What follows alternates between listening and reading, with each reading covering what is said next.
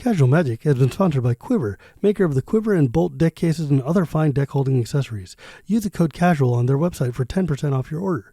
We're also sponsored by Architect, the premier site for hosting your decks on the internet. I love them and they love me, and it seems like a good reason for you to use them.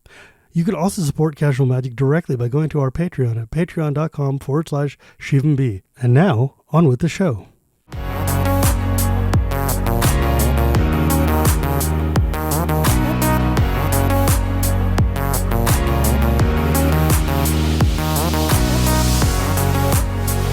Hello and welcome to Casual Magic, the show where we talk about the fun side of Magic the Gathering.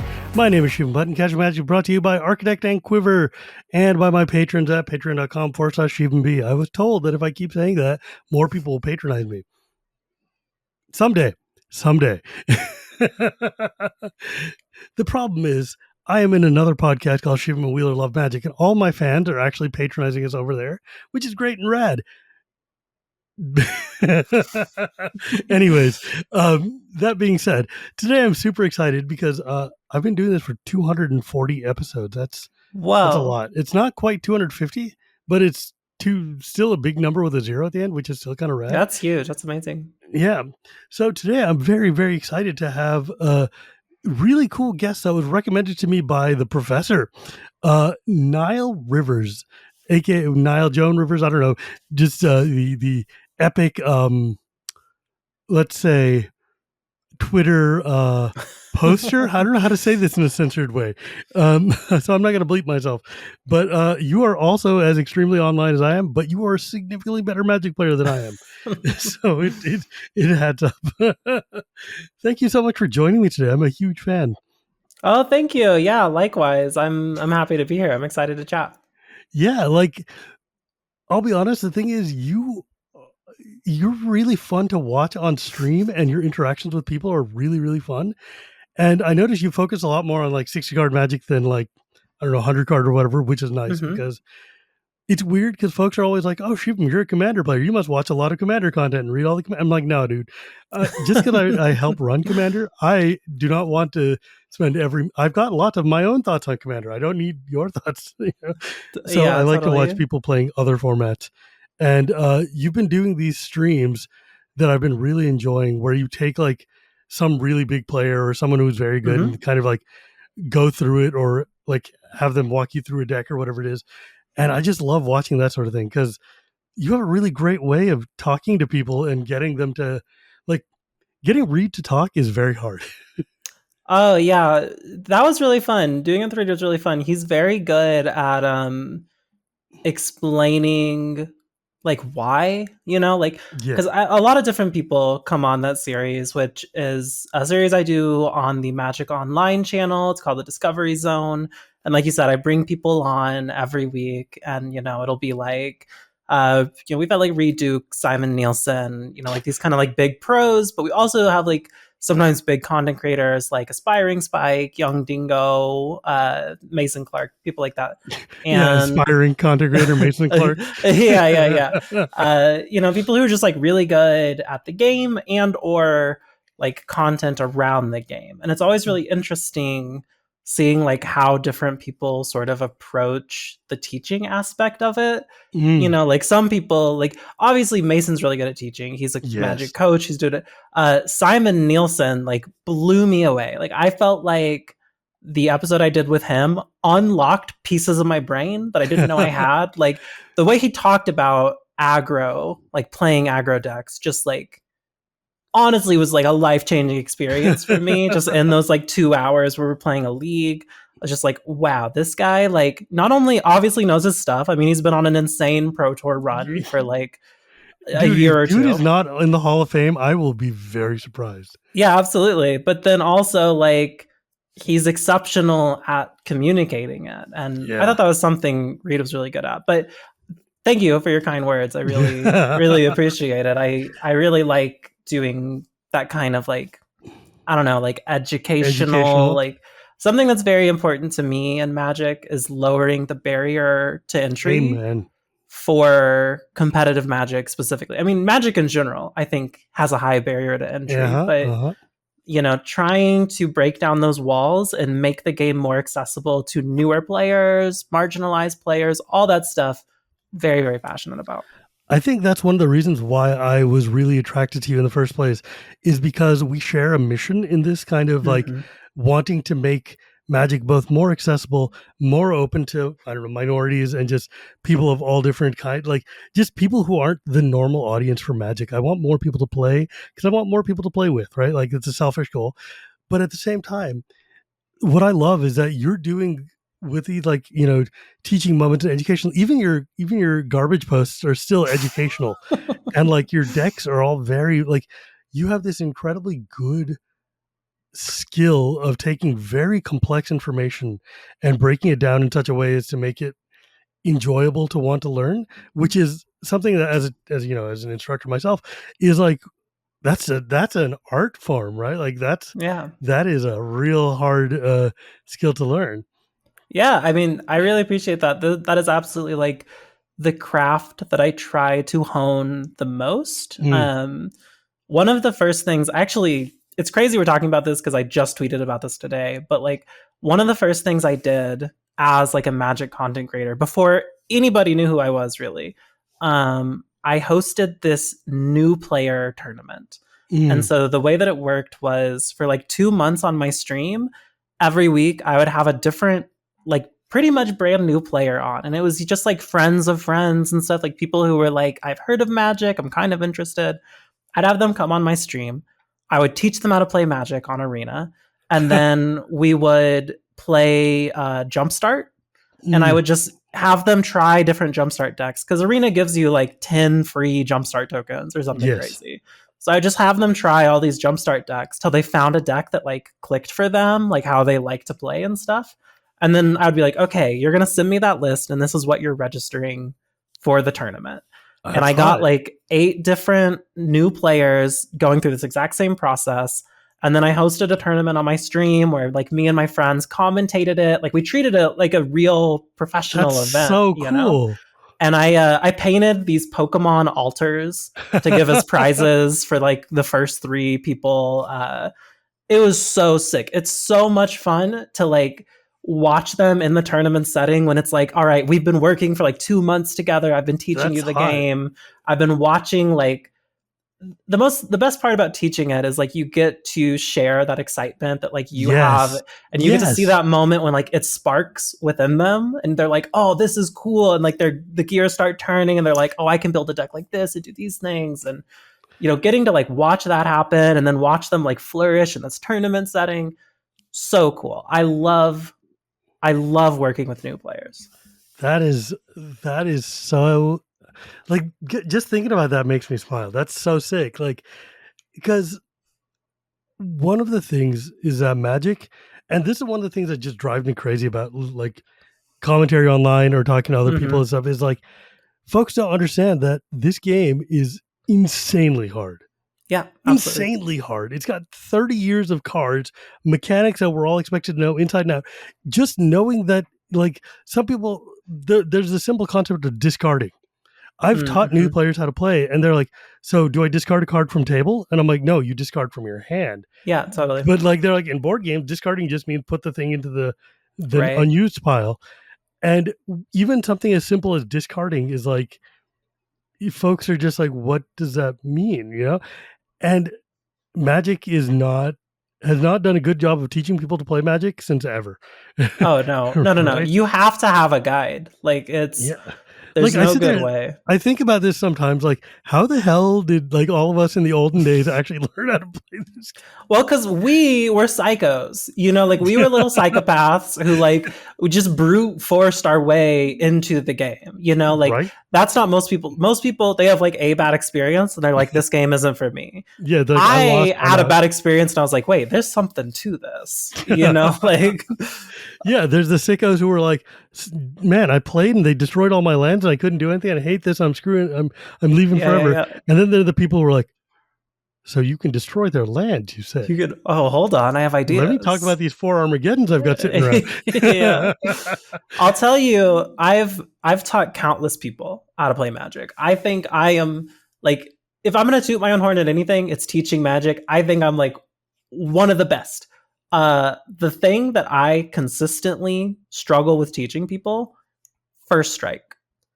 Oh my Hmm. God. It is always a sticking point. I have tried every single time I teach a person, I'm like, all right, this is my new strategy for like preparing them so that when we get to first strike, they're ready. And then we get to first strike and it's just like it all falls apart. It is so complicated because you have to be like, all right, so you know how like we've been going to combat. Well, secretly, there's actually been more steps that were always there, but we just ignored them because they weren't You relevant. want to know how I learned first strike? How'd you learn it? So in the olden days, the cards with first strike were White Knight and Black Knight, Yep. right? Mm-hmm. And I would look at the picture of White Knight. I'm like, oh, there's a horse. He's jousting on a lance. He's running at you. Of course, his lance can hit you before you can hit him with your sword Mm-hmm. because the Mm-hmm. lance gets there before you do. And I was Yeah. like, makes sense. It's so counterintuitive, you know, like it makes for these really weird things where you're like, what do you mean like your 2-1 kills my 4-2 and I Right. don't kill it back? You know, like what do you Well, you mean? died before you got there. Yeah. And like especially if it's like we have to resolve some sort of damage trigger Oh, jeez. from the first strike. Heaven forbid it has first strike and death touch. You've got to like explain Okay, that whole first strike, thing. death touch, and trample is where I just kind of just like throw the rule books out the door and say like, look, Yeah. just work with me. But you know, I always find it so interesting because a lot of people online have a lot of opinions about like what is Really? difficult for noob. Yeah, truly, you'll be surprised. They're out there. You got to dig for them, but people have them. About like what new players struggle with, and like in my experience, people are like 90% of the time just dead wrong. You know, like Yeah. new players, they can handle complexity. Like they can handle this card has text and does things and has interactions. That's all cool. It is just like these small things like first strike, like discarding.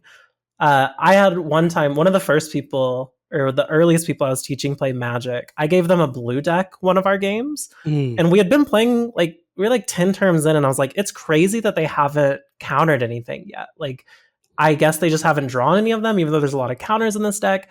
And then like we got to the end of the game and I was like, what was in your hand? And it was like 6 counter spells. And I was like, why didn't you counter anything? And they were like, you never played a spell. Like, what is a spell? And I was like, oh, this is Oh. my bad. Everything I played was a spell. Like, You you know could have what? countered any of it. That still gets me now. A Yeah. 30-year veteran of the game. It still stalls me out once in a while to be like, wait, is this a spell? Or is it like Yeah. I mean, that's one of my few pet peeves if I'm gonna soapbox for 10 seconds is I Sure. hate that spell means sorcery and instant and also literally everything that is in the land. Yeah. Like Yeah. there's no reason that all of those things need to be spell. Like sometimes I'm like, Planeswalker is a spell? Why? It's a guy showing up. You know, it's like ugh, it's It is very awkward naming, and like I feel like it's something that is just we're in too deep, you yeah, know, to that like is change it. impossible change. Yeah. But it Like the is it's tough. mm. But so let's actually go back like 400 steps. Okay. Where did you learn to play Magic? All right. Or how? So How? Not yeah, where. I don't care I where. yeah, sure. I learned to play Magic. I was in like 7th grade, maybe 8th grade. I started with Lorwyn, and like a friend came over and was like, "Hey, there's this game we've started playing called Magic," and he handed me a Lorwyn pre-constructed deck. Now, granted, this was like pre-EDH, obviously. Yeah. So the pre-constructed decks were 60 card decks, and it was this Merfolk deck. Oh my god, you have to remind people that precons were just Yeah, 60 cards and not 100 cards coming. Precons weren't 100. This was different. There were duplicates of some of the cards. Yeah, we had 4 copies of commons. Yeah. Whoa. So he handed me this like pre-constructed Merfolk deck, and it just like it was everything to me. You know, like the art, the things the cards did. One of my favorite cards to this day, which it's honestly like not a very good card, but I just love it and I can't stop playing it, is Wonderwine Prophets. That card rules. Yeah, so for those of you who don't know, that is a 6-mana Merfolk, which you have to sacrifice a Merfolk to play. But when it deals combat damage to a player, you get to take an extra turn. It's so sick. It's my favorite way to win games of Magic. I It have a also has Merfolk commander champion of deck. Merfolk on it. Yeah. It champions a Merfolk. It's very cool. I play it in my Sig deck, so it's very easy for me to get him through blockers and just like take infinity turns. It's so I cool. I mean, love it so much. I hate extra turns with like every fiber of my body. However, I like that card because it makes you work for it. Oh, you have to You know, work so hard. It doesn't have haste, it doesn't have like haste, it it's a doesn't have 6 mana evasion. creature. You have to have things on the board to do it because you have to like also sack a creature to get the extra turn. It Yeah, is it's like there's a an whole eight mess of card things. combo, like if Yeah, I and get it, I earned it. right, exactly. Like that's a sort of extra turn that I wouldn't feel bad about. It's Yeah. when it's like, oh yeah, I'm just gonna, loop a bunch of time warps. It's like, okay, buddy, No I one's get it. ever been mad about it. They're always like, "Oh, the fish deck? The fish deck one? Yeah, okay, cool. Yeah, Sure." it's like that's the other thing I think. Like Lorwyn is, and like that block has such a bad rep for being such a difficult block, but that's Mhm. in limited. In constructed, it's just like Mhm. pick your favorite creature type and put them all in Yeah. a pile, You and they like fish? work. Great. You like fairies? Great. You like elves? Great. It's so Dude, great. I love it. I mean, the Lorwyn Elves deck is like right here for me. Um, but yeah, like it's just so. Then, how did you get from there to here? Right? Like, Yeah, did you so what? How it did you find was competitive Magic? right. So it was a lot of off and on. Like I think a lot of people were with Magic for a long Sure. time, like you get into it for a while, out of it for a while. The thing that really got me into competitive Magic actually started in a different card game. Um, so when I was in 5th grade, I had an older sister who was like 10 years older than me. And she was getting married to this guy who was like 6 years older than her. So he's like, much older than me. Jeez. And he was really into this Star Wars card game that was made by a company called Decipher. Yeah, I remember the Star Wars Yeah, CCG. which isn't no longer made. It was no longer in print when he showed it to me as a 5th grader. Like it was That's the the one with the deadest three game zones, right? possible. Yeah, well, it has they have like location Yeah. cards. Yeah. So you like play locations and you play your people at locations. And there was It like the is dark side and the light side. yeah. So it's an Yeah. asymmetrical game. There are cards that are dark side and they have a black back, and there are cards that are light side and they have like a white back with like the rebel symbol. And you can only play dark versus light. You can never play Yeah. like dark versus dark, light versus light. And also the games take forever because the life Yeah. total is your cards. Like you lose when you run out of cards, and that's the only way to lose. So my brother-in-law, great guy, love him to death. He was like a professional Star Wars card player. Now, granted, this was during a time where that didn't matter. Like he's won a bunch of t-shirts with like Boba Fett on them and stuff, like there's not like a profitable pro tour, but he was like an extremely good Star Wars card player. He shows me the game. He does not take it easy on me. 5th grader, never played a card game. I love it. I love the fact that like I just got bodied by this dude playing this deck. We switched decks and he still beats me, and that like really ignites something in me because I'm like, it's not the cards. It's not like he had a stronger deck. He did something better than I could do things. And so every time I would see him, every holiday, every whatever, I would beg him to play Star Wars cards with me. We would play. He would destroy me. Like literally never once was he like, you're like in 6th grade, like I'll take No, it it's easy like one time. He was there to win. you're He was sitting there to down next to win. John Finkel, dude. You better learn to play. Yeah. It's like if Reed Duke played with like his niece and was like, all right, well, that's a miss trigger, like that sort of thing. But so we would always play. He would always beat me. But then finally, after 10 years of playing with him all the time, I'm Actually, like, do me a favor, and you can move you're like blowing out the mic a smidge. You could probably move back a little bit, I think. is this better? Yeah, probably. Go All ahead. right. So after like a decade of playing with him and losing to him over and over and over and over, I finally beat him by like a hair, like Let's go. barely cross over the finish line. And it felt so good because I knew I earned it. I knew he was doing everything in his power to beat me. He would have loved to have never lost a game to me. He would love to be able to today be but like, it must have felt good for him too. He must. I'm have sure part of it that, was man. like I kind of like taught you this, and it's cool. Yeah. But I could tell on his face he wanted to win, and that was like, oh, it was so sweet, and that galvanized me. Like that was the catalyst of me being like, this is everything to me. And so once I got into Magic, it was like a very easy like, Mm. okay, so how do I find the people like my brother-in-law? Where can I take the happiness away from their face? Yeah. But so on again, off again for years. The thing that got me back in the big way, that like got me to where I am today, is a couple of years ago I had some surgery done. I was bedridden for a couple of months, and while I was bedridden, I was like, great time to get back into Magic and play on Arena. Mm. Like I'm just sitting here with like my laptop all day. What else am I going to do? So I hop onto Arena and I see an ad on the Arena homepage for this thing called the VML, Mm-hmm. which, for people who don't know, the VML is a online arena league for people of marginalized gender. And I saw this on the Arena homepage and I was like, hey, that's me. I looked into it. They had a season that was starting in like a week, and signups were about to go live. And I was like, I might as well sign up. So I sign up for the season of the VML.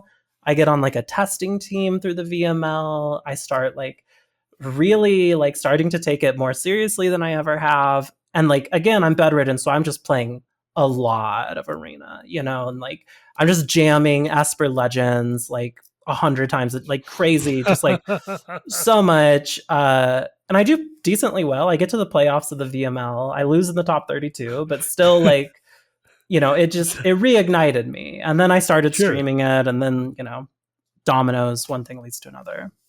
That's fantastic. You know what? Like you triggered a memory in me when you were talking Mm-hmm. about how like, yeah, he thrashed me with one deck, then we traded decks, and he thrashed me again. Because Yep. there was a time Gavin Verhey came over to my house because he was Mm-hmm. visiting San Francisco for some reason, and even now I think about it, like we're really good friends, but I'm like, why did he come to my house? That seems like a trusting moment that I don't know I would have given myself, but I Sure. guess we were good enough friends then. But yeah, he comes over to my house and we're like, oh, let's just jam some, solo commander games. Maybe you can help me with my decks. And I play and he beats me with my deck. I'm like, sure, you're Gavin, that's fine. He's like, Right, all right, right, right. let's swap decks. And he thrashes the hell out of me. And I'm like, so what you're saying is my decks are fine. I'm just bad at this. Isn't that so cool though? Like, Yeah, dude. isn't Oh that my God. so cool? I learned a lot. I learned a lot from like just watching somebody handle the cards that you've chosen to put into a deck and seeing how they play them and when they play them. It taught me so much about like my own decks. Like I was like, oh, so I'm actually good at deck building. The problem is not the deck building. The problem is the choices I make afterwards. And it's like that. That's the sort of thing that only comes with time, experience, and sometimes just getting thrashed by your own cards. Absolutely. I love it. I love everything. But again, that goes back to like, we're just like those kind of sickos, right? Right? Like, I've taught a lot of new people. When I first started teaching people Magic, I was like, I'll just teach you how I was taught. I'll just beat you over and over and you'll love that. They don't. By and large, people do not love that. Like Turns out, no. they need a different approach. And that's so valid and so fair. Yeah, it turns out like I remember I was teaching some friends of mine to play Magi Nation, which is a game I played when in between playing Magic. And the first time I played against my friend, I was so excited to show off my deck. Like this is his first time learning to play the game, and Mhm. I like obliterate him. Like I, sing the song of his death. I salt the land. They're completely gone forever, and he's just looking at me like that wasn't very fun. And I was expecting him to be like, "Wow, those combos were so sick! You did such a cool." Right. And I was Yeah. like, "Oh, you have no idea what I did. You just know that somebody came and just like ran you over with a truck and is expecting you to be happy about that." And I was like, Yeah. and that definitely changed the way I approach. Like, I'm like, no, the first time we play, you should beat me, and it shouldn't it or even just like you should at least understand how. Like Yeah, you should at least get what's happening and feel like there's like back there's a and hope forth. here, right? Yeah. Like it was fun the other day. I was having a couple friends over to Cuba at my house, and my son was like, "I want to play," and I'm like, "You've never finished a game of Magic with me in your life. Every time we play, you get bored halfway." Blah blah blah. But I'm like, whatever. He's 10, and he's just all my friends over. He wants to play. Yeah, So I give sure. him my cube deck. My cube deck is this utterly mad mono green sickos deck, right? And he's playing against my friend who's got like mono black like hand discard or something. And my Oh, son sure. sits and I just kind of walk him through this, like, and this is how you work with elves. This is how you get Hmm. 38 green mana. This is what Craterove does. And he's just having like the time of his life. And he just That's beats my awesome. friend to a pulp. And it's like, I crushed him so good. And I'm like, you know what? That's what keeps people playing. That's a core memory. Yeah, like Yeah. that does it for You sure. know, getting to play a real Mox, it's actually kind of sick. Yeah, it's very cool. Like getting to I mean that's the thing like at its core that I think people really get wrong about new players is that they need simplicity, like they need cards that like don't do stuff and it's like no, the you need to give them enough complexity that it's interesting. Like you Yeah. need to show them that there is depth to the game. You just need to not drown them in it. Like Yeah. it's a fine line to walk, but you can walk it. Exactly. Like I've been playing a lot of Chandelar, and Oh, Chandelar, love Chandelar. it's Oh, like huge it's Chandelar my fan. favorite game ever, right? Like, So and good. it's so good because it's like, first off, it shows you how strong of a system Magic is, that it's still Mm-hmm. fun even when you're playing with gray ogres and like Uthman Yeah. trolls or whatever.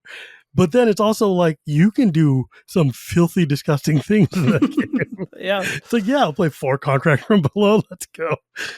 But it also Oh. is like, wow, this is a really great teaching tool because it Mm-hmm. doesn't like hold your hand, and all the decks you're playing against are very good and very strong, and the AI is not, the AI is bad, but it's also, it'll beat you mercilessly, and there's no take back. So like you better learn quick.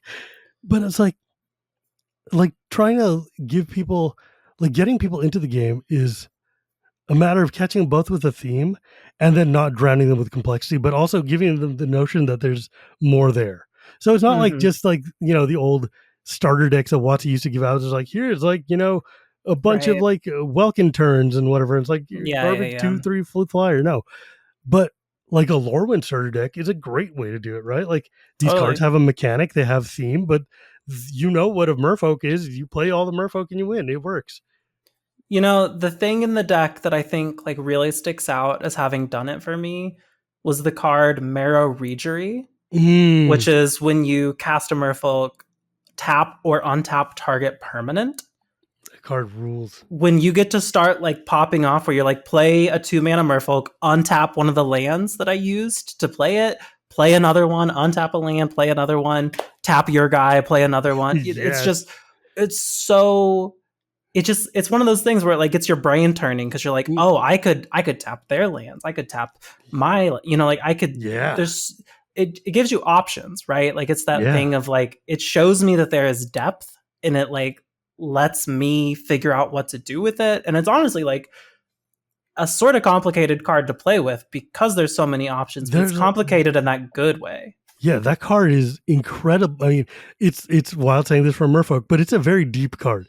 It's like Yeah. that card's got a lot of just, there's so much strategic use for, do you tap down their one blocker in Alpha Strike? Mm-hmm. You untap to Mm-hmm. make sure you have lands up to counter whatever they're going to do.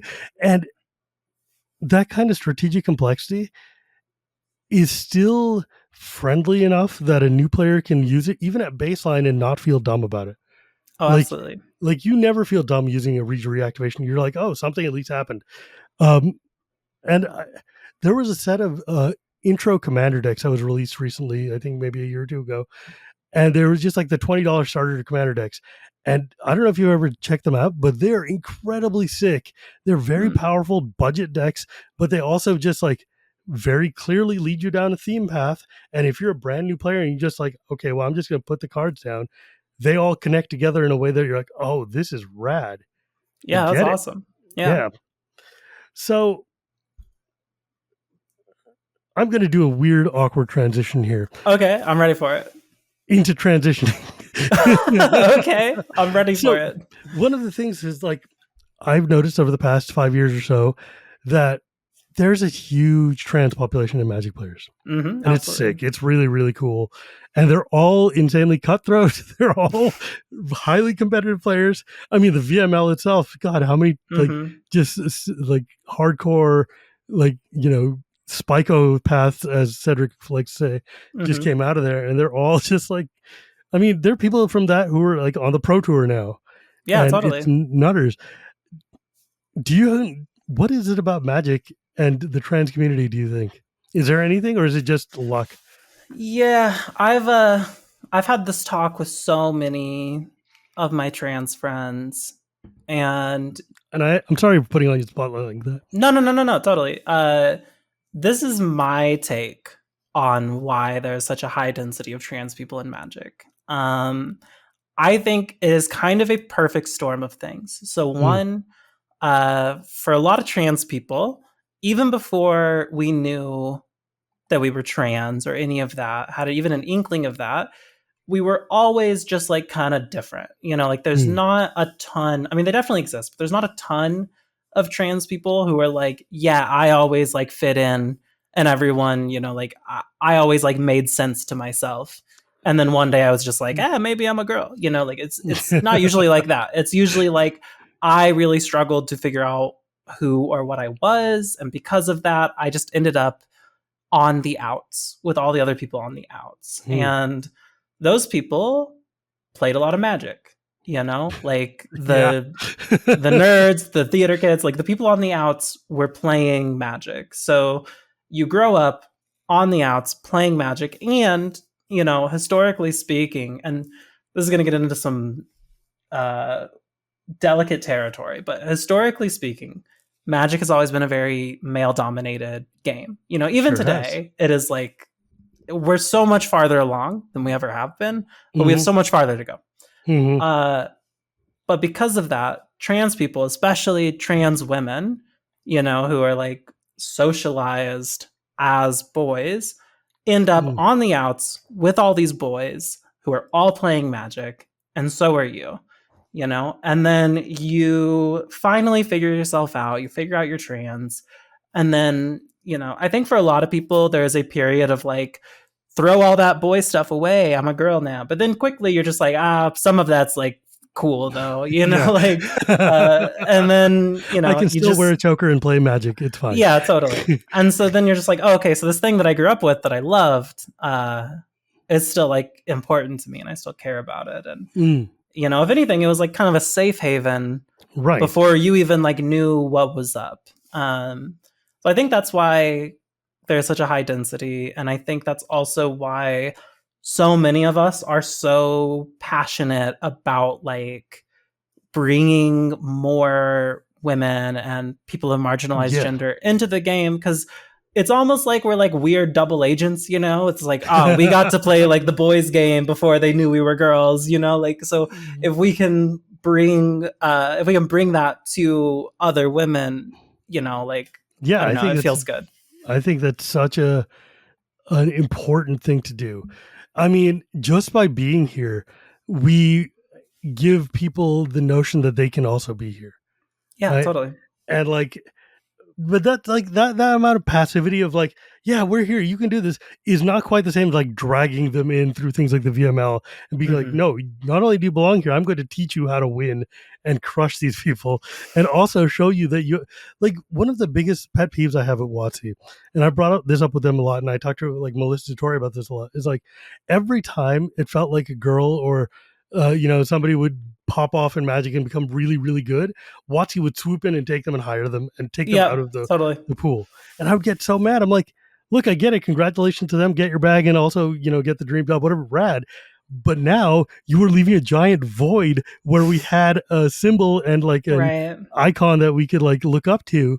And it's like, it felt like in a video game where you ascend and your character gets taken out of the game. It's like, well, that's Yeah. great, but that sucks for the rest of us. Yeah, Um, it's interesting because like it it does sort of create a void in like the community space, but then it simultaneously makes this like makes this person that you can look up to just now in like a different mm, way, you know? Like for me, when I got back in because of the VML, at this point in my life, I didn't know like online Magic communities existed. You know, like all of my Magic sure. experience had been just whatever I had experienced in person with people.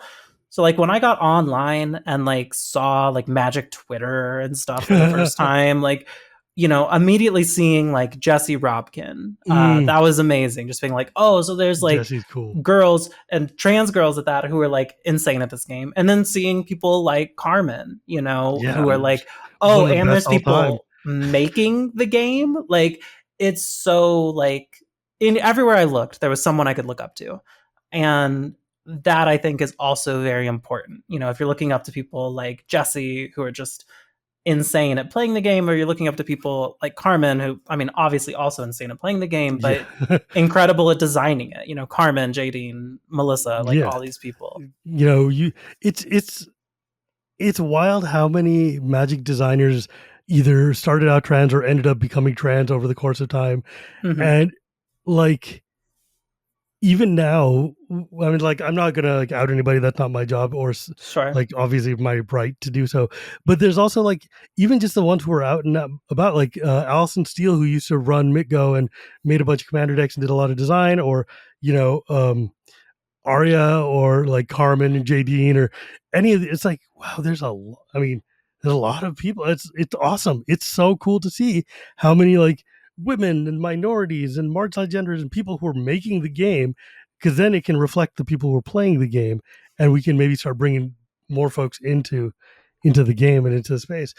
And I hope we can see that blossom even more, because like it used to be like I knew one or two trans people, and it was like you know Aaron Campbell and like some Mm-hmm. others, and then it became the trans mafia became like a trans nation. I don't know. It's like it's just a large like CDH. The joke is if you're at a CDH pod, 3 of the 4 people there are trans, and you just don't know which ones are, and it's not our job to tell. You know? Yeah. Yeah, I mean, I think it's definitely a thing where like representation matters, Yeah, and I think it's you know, awesome. like I don't know if I would have stuck with it as long as I did if I didn't like go online and see all of these people who I identified with playing this game at a high level, and Isn't like it cool? it's so cool. It's so cool, but it's also a thing that like I mean, especially after like doing this for years and like doing the content thing, like all this stuff, like what I've really learned to respect about all these people that like I look up to and like looked up to when I first started is that being that role is so hard. Yeah. Like it is so so hard just cuz Hmm. like I mean, I have no idea what level of like hate mail you get, you know, but like for me it's like if any tweet gets above like Oh, 80 sister, let me tell likes, you. it's just like boom boom boom, you know, like it's constant. I'm constantly blocking people on Twitter. It's Oh, just like all let me right, you tell you, said the man. same dumb thing that like 100 people have told me, like Yeah, being one of the most prominent brown people in Magic totally. comes with the thing. Yeah.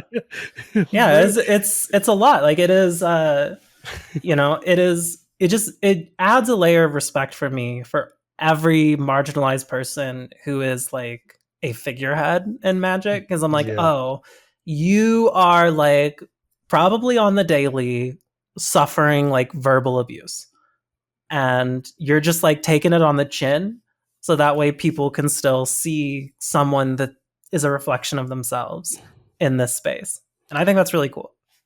one of the things that has always helped me get through this stuff, because like even when I was before this, when I was in like game journalism stuff, I was one of the targets during Gamergate and other things like that. Sure.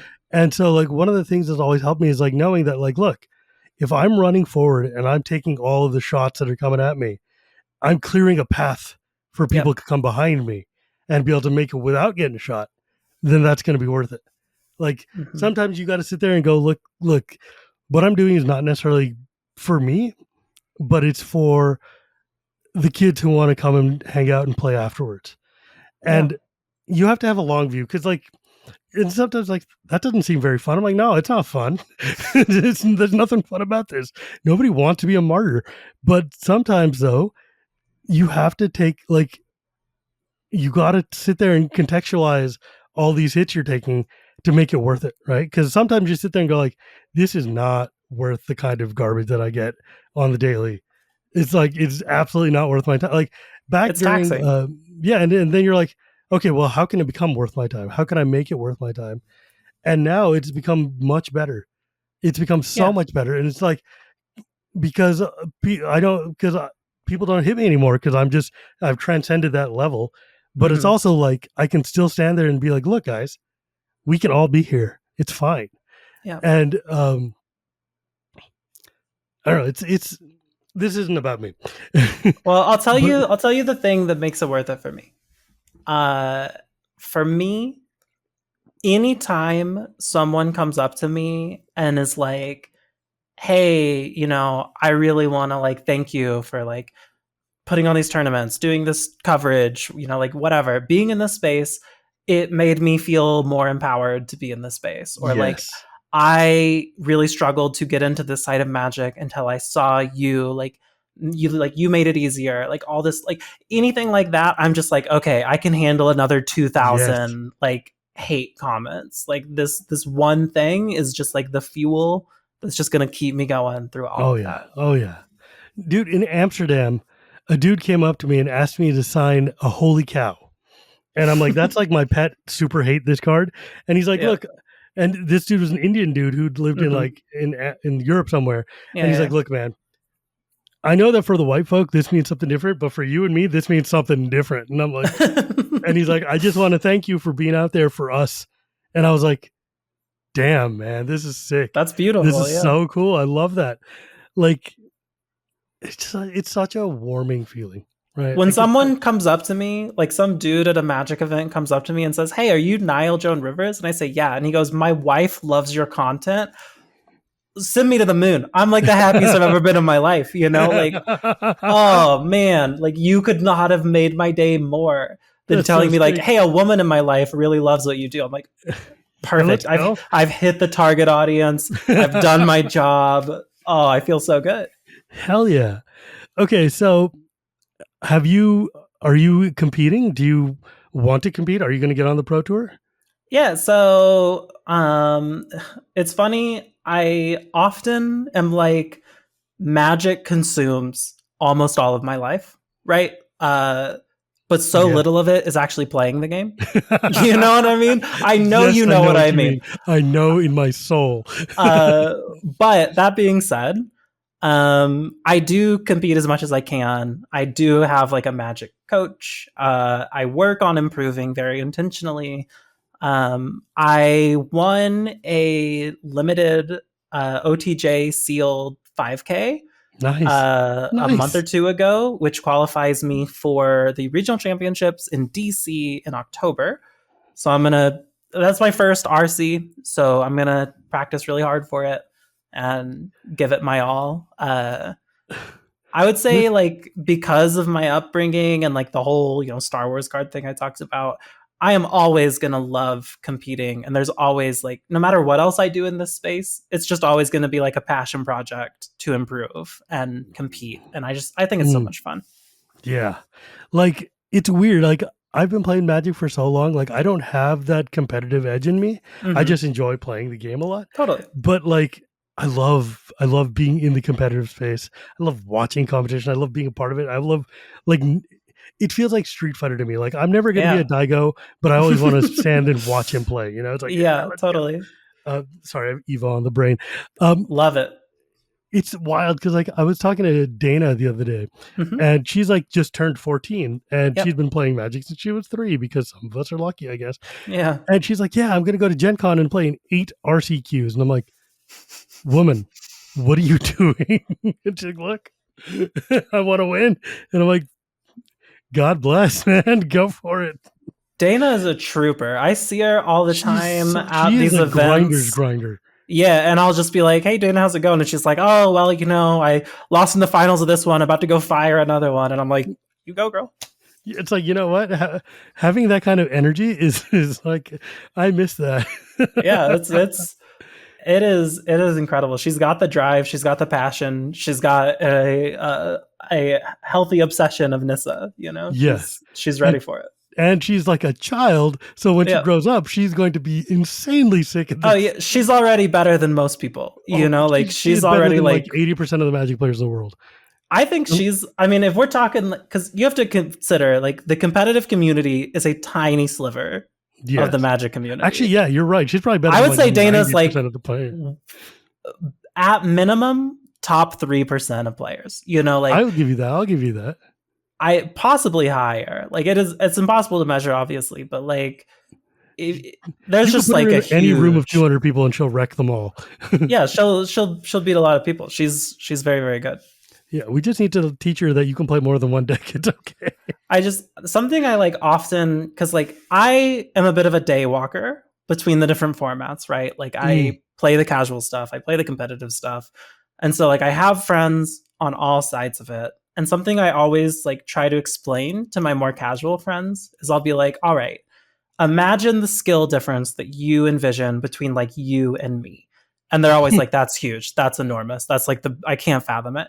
And I'm like, okay, triple that. And that is like the difference between me and like Mason, you know? And they're like, that's crazy. And I'm like, all right, times that by 100. And that's like Mason to like the best player in the world. Right. Simon Nielsen. And yeah, and Kai. Mason's probably like top 1,000 players, you know, like Mason is up there in skill, but it's just like the little like, you know, you can very quickly go from like 0% magic player to like 60%, you know, and then you can pretty quickly go from like top 60 to like top, you know, 90 or whatever. And then every single percent that you try to go up takes so much exponentially longer. Yeah. And then it just becomes like you've really got to be obsessed with it. Yeah. I mean, like I like to tell people, I'm like, look, dude, I am very, very good at playing Magic. And if I want to, I really could be very good at it. I just over time I found that this is not what I prefer to do. But Yeah. like if it came down to it, like when I play in those freaking like Gavin events or whatever, or Mm-hmm. play in like any kind of tournament, it's funny because like when I sit and play in like a sealed side event or a draft side event, and I'm just like thrashing people, and they're like, I thought you were the casual guy. I'm like, yeah, with 100 cards, this is 40. Yeah. It's really just like you have to want it, and I Oh think yeah. like you have to kind of be wired. Like it was kind of funny, so like I did shuffle up and play, you know, and I was Mm-hmm. on there with Ash Lizzle, who's also a competitive. She's been on the pro tour. She's very Yeah. very good. And after the game, Ash and I were like talking about one of the turns, like towards the end. We were like, was this the right thing or was this the right line? And then we start like laying out the cards, and we're just like talking with each other about like what possibly could have done and like what the consequences of that would have been and whether or not that was the right line. And like I think someone on production or something was like, hey, like, you know, like it's whatever, like it's over, you know, like it probably wouldn't have mattered. And we're like, yeah, well, we still want to find out like if we were correct, you know, like Right. it's that kind of drive of like I don't really care if I won or lost. I want to know what was right to do. And there's not always an answer for that, but sometimes there is. And seeking that answer is like really fulfilling. Yes. I mean, do you watch fighting games at all? Yeah, I used to be like a competitive fighting game player. Oh, that's hot. Okay, I didn't know that. I am a big FGC aficionado myself, Oh, with you. and like Avo is a national holiday in my house. Mm-hmm. Everybody knows not to bother Daddy when it's Sunday on Avo Day. It's just you're not Yeah, going to yeah. talk to me. But yeah, like I was watching Avo finals for Street Fighter 6, and there's this kid, 17-year-old kid from England who's playing in his. Mm-hmm. It was like his first Avo, and he's in the top 6, and he's like insane. And he plays, and he gets bodied by this other dude 3-0.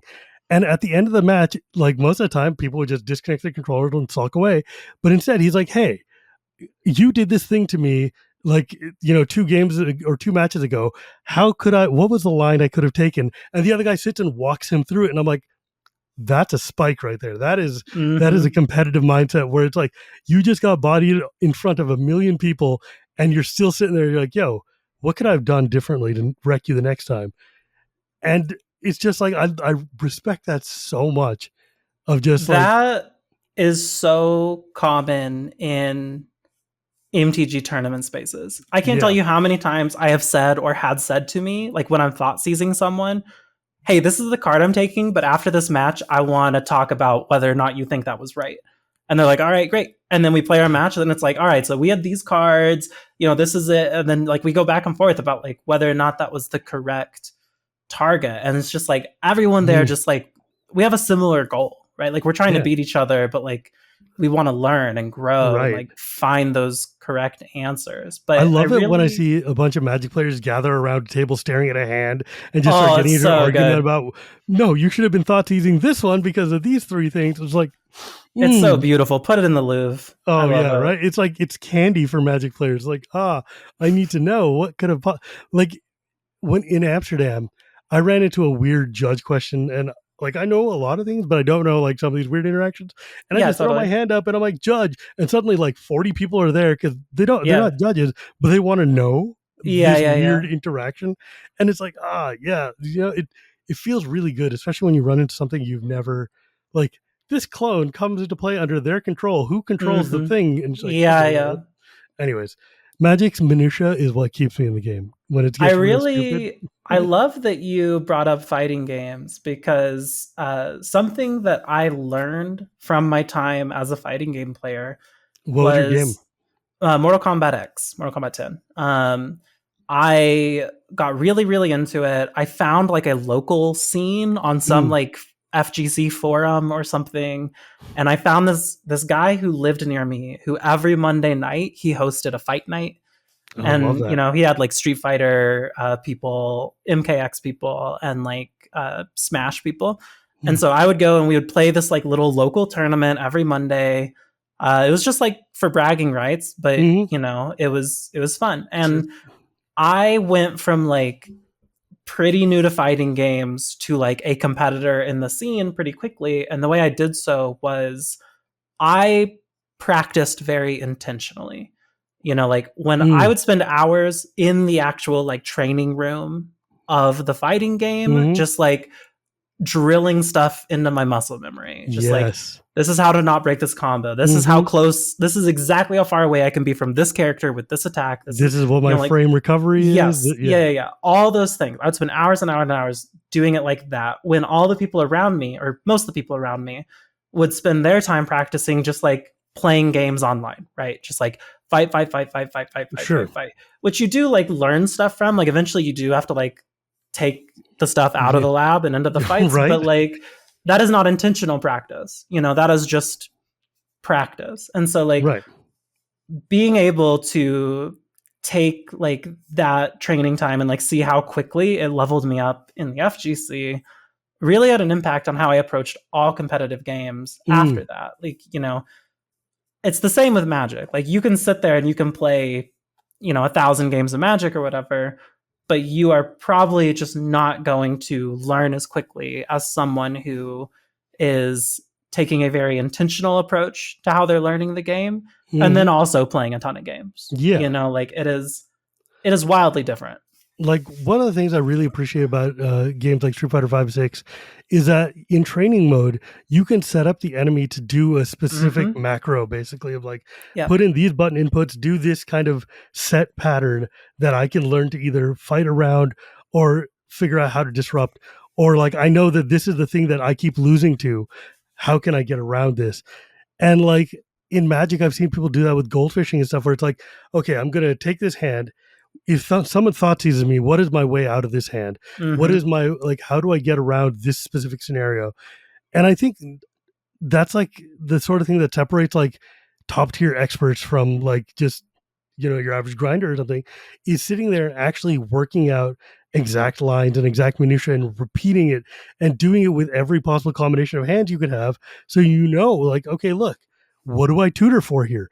Or it's like, Mm-hmm. what is the exact combination of things, like what is the draw I need to get in order to be able to walk around this thing to get to a win? And getting that mindset is so you have to really, you can't just like walk into it. You have to intentionally, I think your use of word intentionality right there is so Mm-hmm. perfect. You Yeah. have to deliberately set up and try this and grind it and fail and do it over and over again before it actually has any impact. And that intentionality is like when you talk to like a top tier pro at a pro tour or something, and they're like, yeah, man, we don't even draft. We just sit there and open packs and we look and we see, okay, these 6 cards have been taken. What do you take out of this thing? What is Mm-hmm. left? What does this mean? If I'm just going by percentages and I draft all these cards, how do I make a deck that actually wins out of it? Right? Like, Right. I don't know. I love that. That's why I think limited is my favorite way to play, just Oh, it's so because it's good. that consistent puzzle over and over again. Mm-hmm. But I don't know. This has been a really cool talk. Actually, I've been very like, I didn't like when I wanted to have you on. I wasn't really Mhm. sure which direction I wanted to go because you've got a lot of cool things to talk about. Yeah, But I thank you. really like this education thread that we have because that's so important. Making the game accessible to people.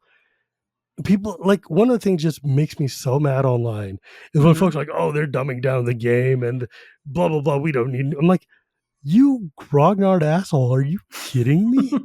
Like, you think that you were born with like a silver spoon in your tongue and you're like the greatest player God's ever given. I'm like, bro, there was a time when somebody said, like you tap a lawnmower elf and you went to get a forest from your deck. Okay. So don't tell me that you're the greatest player of all time. Yeah. Like, if we don't have new blood and if we don't have a continuing refreshing and if we don't expand the audience to be all of these people and not just the standard like Japanese Mhm. folks and white folks and Euros. And Right. we don't expand it to the huge circle of potential players. What are we? What's the Right. point? Yeah.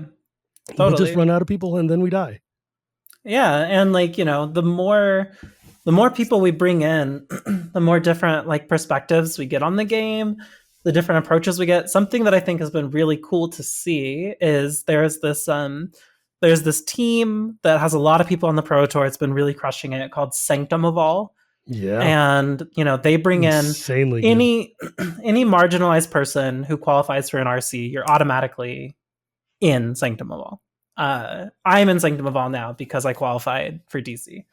Nice. Uh, Something amazing about that is, there's a lot of like marginalized people, like Gen Z people, all these people, and they are consistently just like breaking the game. Like they are redefining how we play, like what decks we use, what the meta looks like, because of their innovations, right? And because they approach the game in a different way than just like all these people who are leaning on all these like classic heuristics.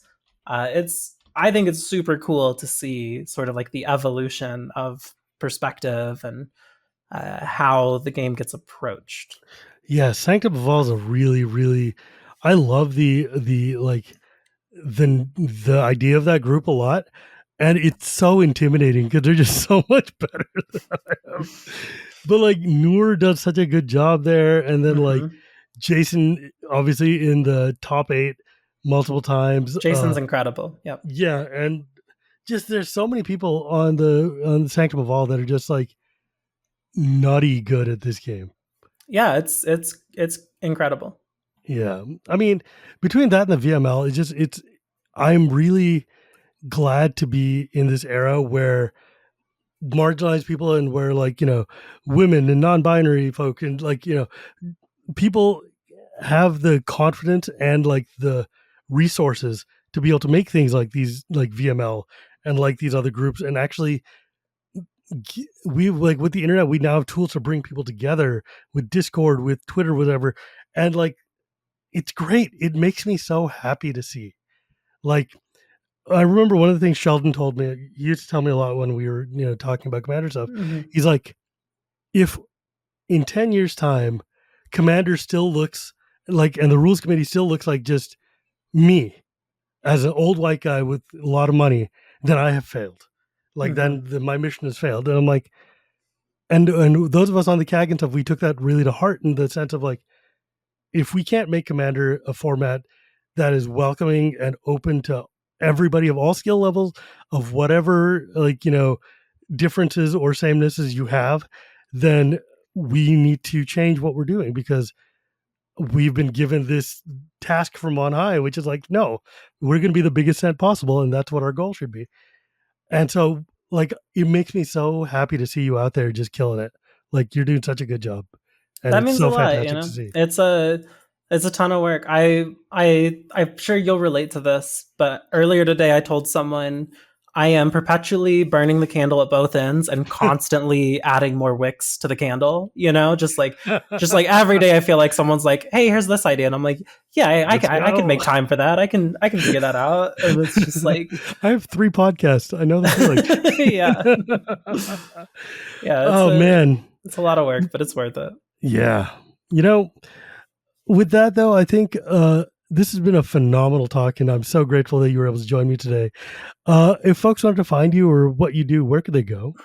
Yeah, so I am. at Nile Joan Rivers everywhere that you can find me. Twitter, Twitch, YouTube, TikTok, all the places you're going to find me at Nile Joan Rivers. I do commentary for tournaments. I host tournaments fairly Oh, we didn't even talk about regularly. that. Yeah, I do work with the VML and a group called Birds of Paradise. I stream on Twitch. I make YouTube videos.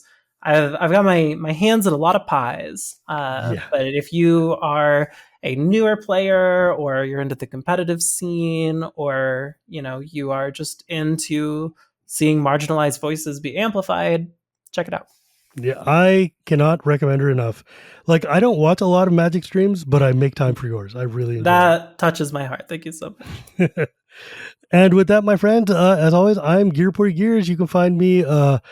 You can find this show anywhere that podcasts are sold, or at YouTube every Tuesday. Thanks to my editor Dan.